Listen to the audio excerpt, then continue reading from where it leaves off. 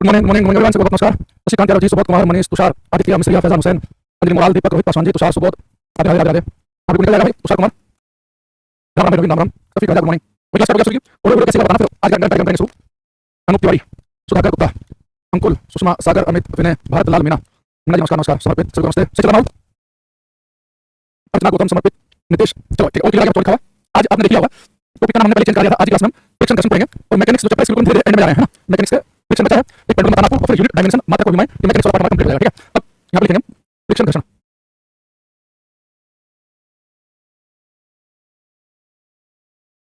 ये तो फ्रिक्शन है, घर्षण है, इसे थोड़ा समझने की कोशिश करना। इसके बारे में दो तीन पॉइंट आपको बताऊं। एक ही प्रकार के तीन पॉइंट हैं, थोड़ा सा फर्क समझने से।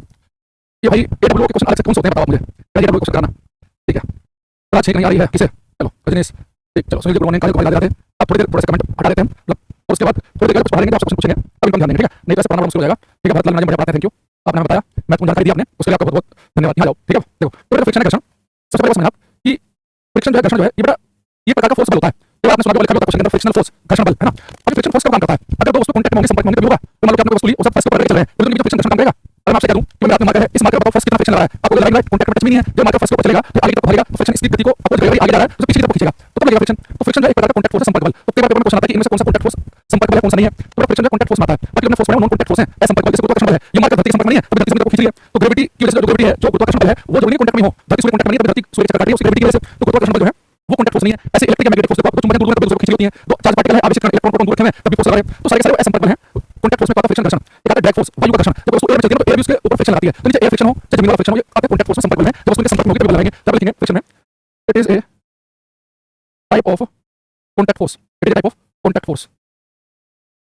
यह एक प्रकार का संपर्क बल है, यह एक प्रकार का संपर्क बल है, कांटेक्ट फोर्स। याद रखना क्वेश्चन कि कौन सा कांटेक्ट फोर्स है, कौन सा नहीं है, तो फ्रिक्शन फोर्स जो है कांटेक्ट फोर्स के अंदर आएगा। ठीक है, दूसरा पॉइंट क्या पेपर ऐसे पूछता है कि जो हमारे पास चार फंडामेंटल फोर्स हैं, जो चार मूलभूत बल हैं फंडामेंटल, जैसे कि गुरुत्वाकर्षण ग्रेविटेशनल फोर्स, जैसे कि न्यूक्लियर फोर्स, नाभिकीय बल। इलेक्ट्रिसिटी चैप्टर में आपको पढ़ा दिया, तो पता होगा कि न्यूक्लियस के अंदर बल लगता है, न्यूक्लियर फोर्स कहते हैं, नाभिकीय बल, तो नाभिकीय बल हो गया न्यूक्लियर फोर्स, ग्रेविटेशनल फोर्स गुरुत्वाकर्षण बल हो गया। एक होता है इलेक्ट्रोमैग्नेटिक फोर्स, जो चार्ज पार्टिकल के बीच में लगता है, और एक होता है वीक फोर्सेस, जो कि रेडियोएक्टिव डिके में काम आते हैं, रेडियो हमें जरूरत नहीं उसकी। और इतना पता होना चाहिए कि चार फंडामेंटल फोर्स कौन से हैं, चार मूलभूत बलों में एक न्यूक्लियर फोर्स नाभिकीय बल आता है, एक ग्रेविटेशनल फोर्स गुरुत्वाकर्षण बल, एक इलेक्ट्रोमैग्नेटिक फोर्स चुंबकीय बल, और एक वीक फोर्स ध्रुवीय बल। तो पेपर पूछता है चार कोई भी फोर्स है ना, वो इनमें से कोई ना कोई किसी फोर्स की कैटेगरी में आएगा। तो आपसे पूछता है कि फ्रिक्शनल फोर्स है वो कौन से टाइप का फोर्स है, वो न्यूक्लियर फोर्स नाभिकीय बल है, या वीक फोर्स ध्रुवीय बल है, या ग्रेविटेशनल फोर्स गुरुत्वाकर्षण बल है, या इलेक्ट्रोमैग्नेटिक फोर्स है। तो अगर फ्रिक्शनल फोर्स पूछेगा तो चार फंडामेंटल फोर्स में से इलेक्ट्रोमैग्नेटिक फोर्स है। जब दो वस्तुएं आपस में लड़ती हैं ना, तो उनके बीच चार्ज पार्टिकल चार्ज क्रिएट होता है, तो चार्ज एक दूसरे को अपोज कर रहा है, तभी वस्तु की स्पीड घटती है। तो आपको पूछे कि फ्रिक्शनल फोर्स कौन सा फोर्स में आएगा फंडामेंटल मूलभूत बलों में से, तो बोलेंगे इलेक्ट्रोमैग्नेटिक फोर्स में आएगा। तो लिखेंगे फ्रिक्शन लिखेंगे it is an electromagnetic force, यह एक वैद्युत चुंबकीय बल है, यह एक वैद्युत चुंबकीय बल है। अगर आपसे पूछे कि चार फंडामेंटल फोर्स हैं, उनमें सबसे स्ट्रांग सबसे पावरफुल कौन है, तो मैं आपको बता चुका हूं न्यूक्लियर फोर्स नाभिकीय बल सबसे स्ट्रांग सबसे तगड़े होते हैं,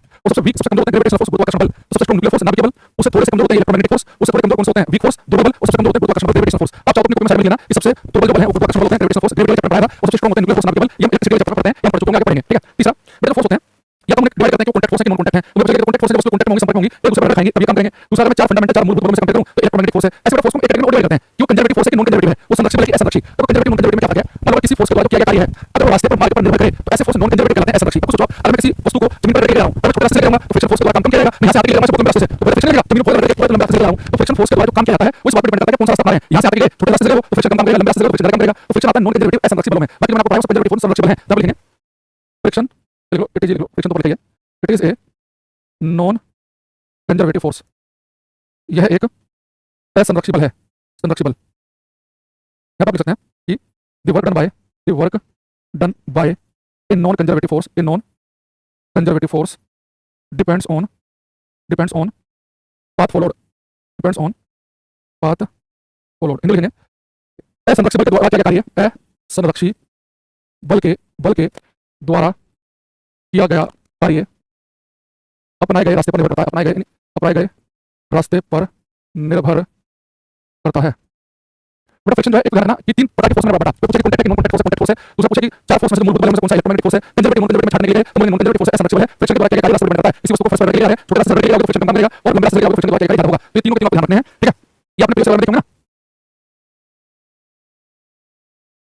एक बच्चा क्वेश्चन पूछ रहा है कि 2 किलोग्राम मास का गुटका घर्षण रहित सतह पर 5 मीटर पर सेकंड के नियत वेग से गतिमान है, अब इस गुटके पर गति की दिशा में 10 न्यूटन का बल लगाया जाता है, इस समय अंतराल में गुटके के संवेग में क्या परिवर्तन होगा, कितने समय अंतराल में पूछे हो। अच्छा, इस समय 2 सेकंड के बाद बड़ा आसान क्वेश्चन है, बहुत नहीं पता कि संवेग का मास इंटू वेलोसिटी, पहले 2 किलोग्राम का है, 5 किलो वेलोसिटी तो संवेग से 10 हो गया, अब आपने फोर्स लगाया 10 न्यूटन का, तो कितना एक्सेलरेशन पता हो गया, ये हो गया F is to M S acceleration हो गया 5, तो वी इज टू यूटी से 2 सेकंड के बाद वेलोसिटी निकाल लो, फिर मोमेंटम निकाल लो, बाद में लगा देना। ठीक है, अच्छा अब हमारे पास में एक बच्चा पूछा कि फ्रिक्शन क्या है, आपने बताया कि जो फ्रिक्शन फ्रिक्शन है वो एक प्रकार का फोर्स बल है। फ्रिक्शन वो कैसा फोर्स है अभी इसमें आएंगे। अभी मैंने कहा कि ये फोर्स है कॉन्टैक्ट फोर्स, संपर्क बल, तो दोस्तों संपर्क में होंगे तब काम करेगा। ये चार फंडामेंटल फोर्स है, इलेक्ट्रोमैग्नेटिक फोर्स है, इन दोनों का डेरिवेटिव है, इसके बाद क्या डिपेंड करता है, रास्ते पे डिपेंड करता है, ठीक है। अब आप सुनते नहीं हो तो इसमें कुछ कर सकता है। अब आते हैं फ्रिक्शन फोर्स है, थोड़ा सा और समझते हैं।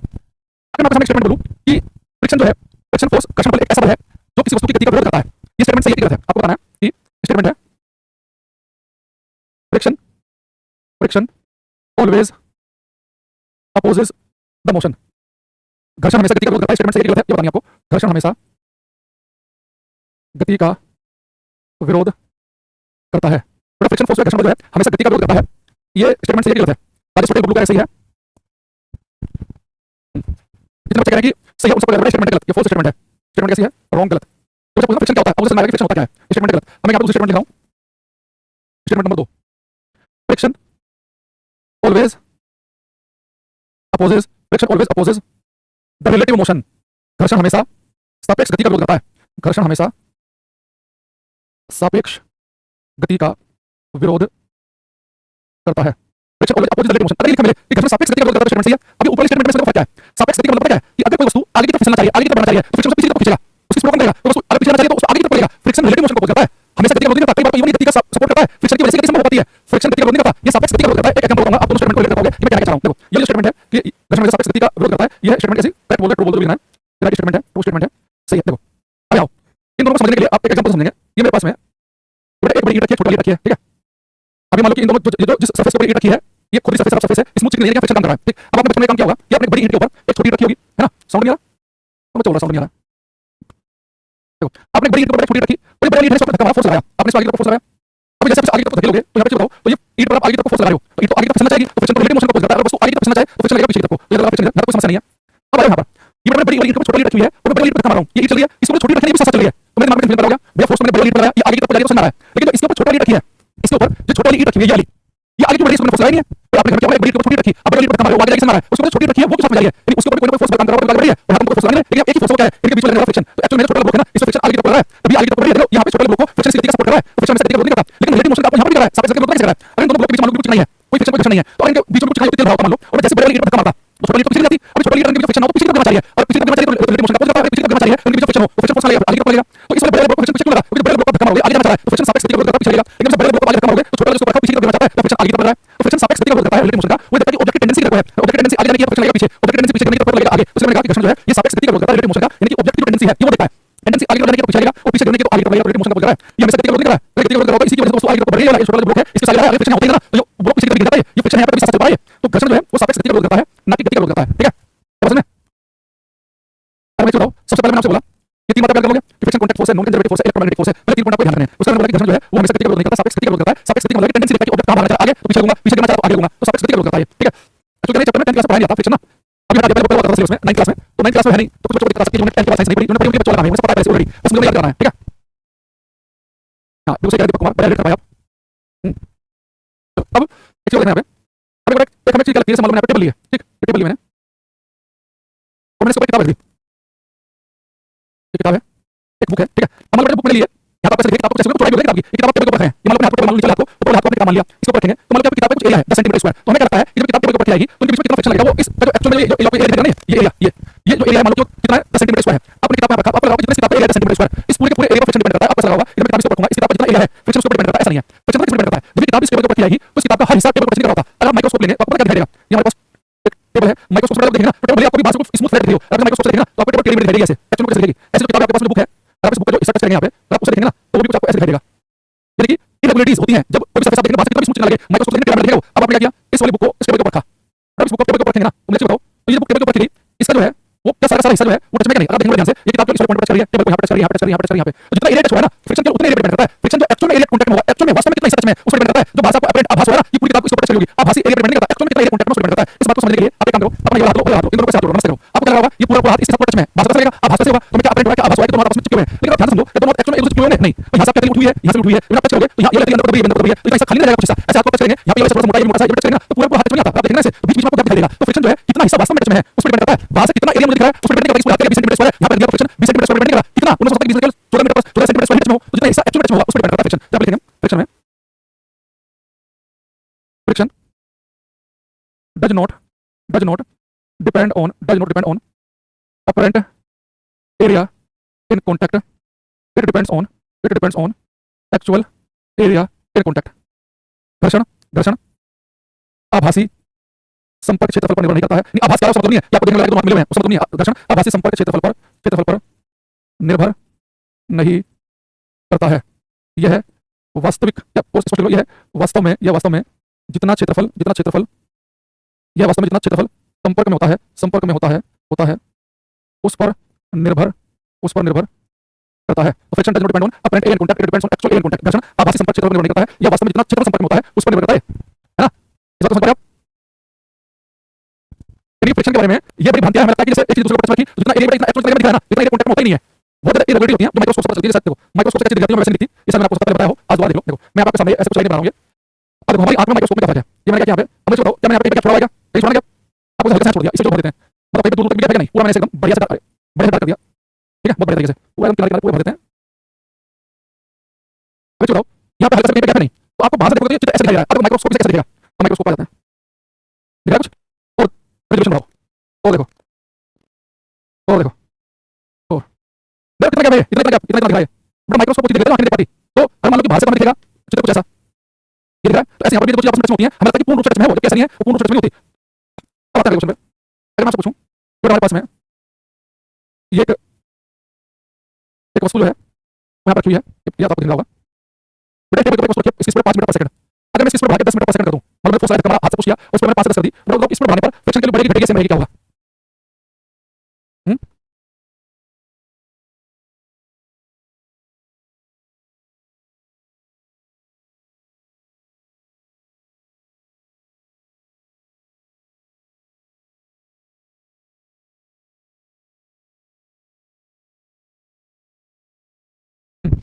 बेटा फ्रिक्शन जो है स्पीड पर डिपेंड नहीं करता। मान लो कि वस्तु पर सरफेस चल रही है और उसको फ्रिक्शन लगा, मान लो कि 12 न्यूटन का, तो 12 न्यूटन लगेगा। अगर आपको इस पर बढ़ानी है तो आपको 12 करना पड़ेगा। तो फ्रिक्शन का ऊपर चल रहा है, मूव कर रहा है, उसकी स्पीड 5 और 8 और 18 सब टायर रोड पे, तो टायर के बीच में जमीन के बीच में फ्रिक्शन फिक्स है, जो लगा मान लो 100 न्यूटन लगा है। अब गाड़ी की आपको स्पीड बढ़ानी है, घटानी है, सब इंजन रहेगा। जमीन और टायर के बीच में फ्रिक्शन लगा है, वो इंजन की स्पीड कम हो रही है, फ्रिक्शन स्पीड पर डिपेंड नहीं करता है। तब देखेंगे the value of friction force, the value of frictional force does not depend on speed of object. घर्षण बल का मान वस्तु की चाल पर निर्भर नहीं करता है। The value of frictional force does not depend on speed of object. घर्षण बल का मान वस्तु की चाल पर निर्भर नहीं करता है। ठीक है, अब हमें एक मोटा मोटा कुछ आइडिया हुआ, हम समझेंगे फ्रिक्शन अब इसमें डिपेंड किस पर करता है। ये फ्रिक्शन का जो गेम है, ये कोई वस्तु जमीन पर चलेगी तो वो फ्रिक्शन के लिए किस पर डिपेंड करेगी। अब हमने फ्रिक्शन के बारे में मोटा मोटा आइडिया, लेकिन आपको पता है लगा होगा यहाँ सब पूरी से बहुत सारे क्वेश्चन बना पाएंगे। फ्रिक्शन कैसा फोर्स है, कांटेक्ट फोर्स है, कैसा फोर्स है, कांटेक्ट फोर्स है, कंजर्वेटिव है, नॉन कंजर्वेटिव, ऐसा फ्लेक्सिबल है, ऐसा फ्लेक्सिबल है, किस पर डिपेंड करता है, किस पर डिपेंड करता है, ये फंडामेंटल फोर्स है, कौन सा इलेक्ट्रोमैग्नेटिक फोर्स, ये सब सारे क्वेश्चन रखने लगेगा में। तो आपसे पूछेगा कि फ्रिक्शन फोर्स है ऑब्जेक्ट की स्पीड पर डिपेंड करेगा, घटेगा, आप बोलेंगे नहीं, स्पीड पर डिपेंड करता ही नहीं है, ये तो कांटेक्ट होती है। तो एक्चुअल में कितना कांटेक्ट में उस पर डिपेंड करता है, बात जो हमें दिख रहा है उस पर डिपेंड नहीं करेगा। तो छोटी बातें जो है इनका दिमाग में रखना, बहुत सारी बातें बन जाएंगी। अब आते हैं कि फ्रिक्शन जो है बल है, ये डिपेंड करता है किस पे, अब उस पर जाओ। फिर मैंने यहाँ पे एक सरफेस लिया, इसमें एक ब्लॉक लिया, ठीक, अगर ध्यान से अब मैंने इस वस्तु के ऊपर एक फोर्स लगाया, देखो एफ फोर्स।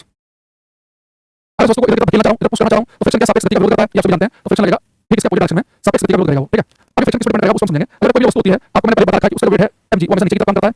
और ये वस्तु किस सरफेस पर की है, तो मैंने आपको बताया कि सरफेस एक नॉर्मल फोर्स लगाएगा, रिएक्शन फोर्स बोलते हैं हम। तो सरफेस को जिसको हम रखेंगे वो सरफेस फोर्स लगाता है, नॉर्मल रिएक्शन फोर्स, लंबवत प्रतिक्रिया बल। याद बताया मैंने आपको, ये जो थोड़ा सा पढ़ाया था कि कोई भी व्यक्ति हो उसका वेट mg नीचे की तरफ काम करता है, वो जिस सरफेस पर होता है उस सरफेस के ऊपर फोर्स लगाता है, उसको कहते हैं नॉर्मल रिएक्शन फोर्स, लंबवत प्रतिक्रिया बल, नॉर्मल रिएक्शन फोर्स, लंबवत प्रतिक्रिया बल, ठीक है।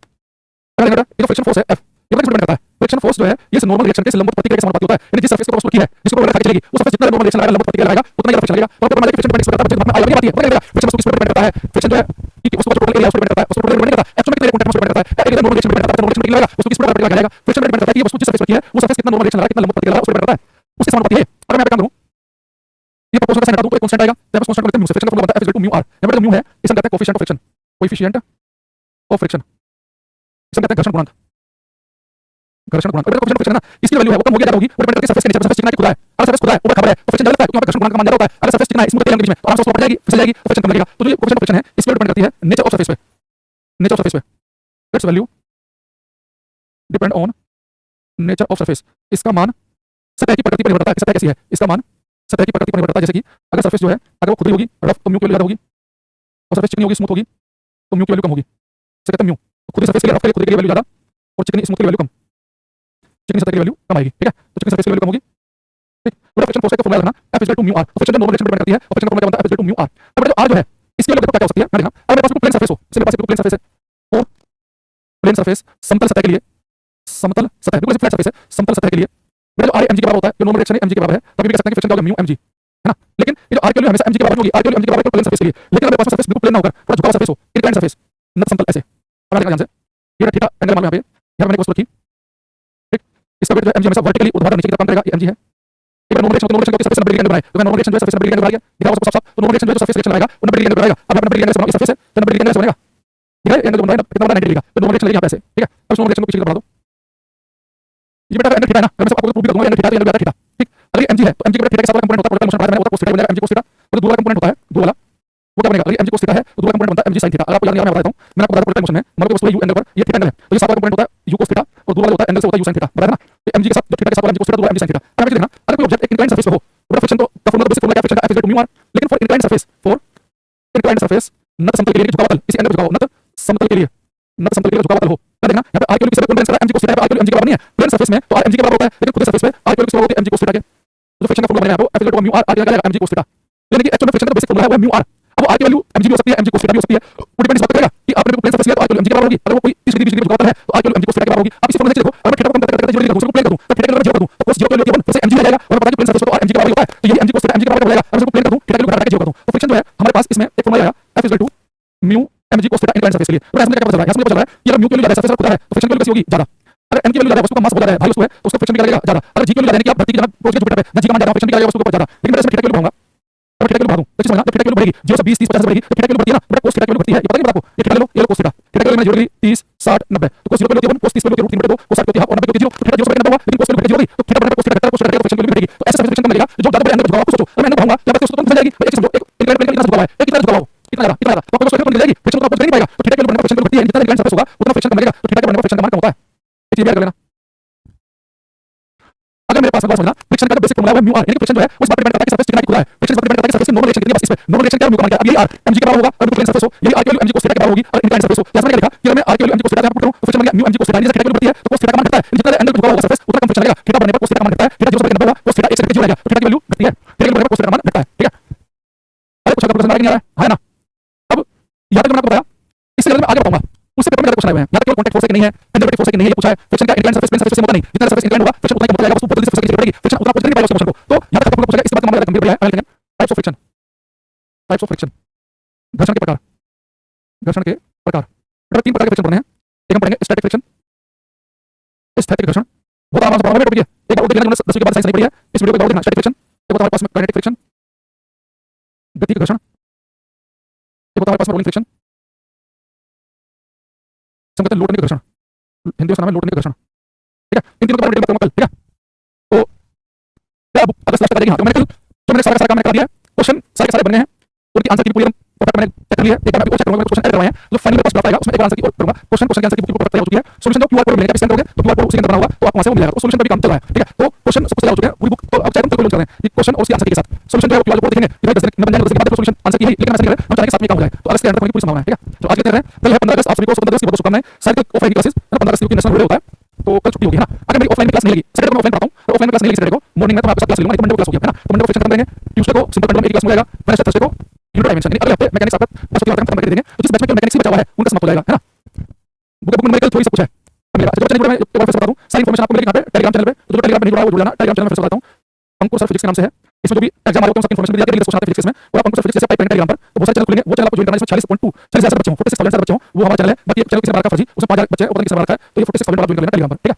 टेलीग्राम में इंस्टाग्राम नहीं है, इंस्टाग्राम अलग से, तो उसका आईडी है अंकुर_वशिष्ठ, ये इंस्टा है, ये अलग चीज है इंस्टा, ये टेलीग्राम है, ये टेलीग्राम है वो इंस्टा है, ठीक है। चलो यूट्यूब की क्लास स्टार्ट होंगी, एक बार काम खत्म हो जाए फिर हम उस पे काम यूट्यूब की क्लास लेंगे, ठीक है। आज के इतना ही, thank you bye take everybody, तो फिर से स्वतंत्रता दिवस की एक बार फिर शुभकामनाओं के साथ आज की क्लास में समाप्त, thank you bye take everybody.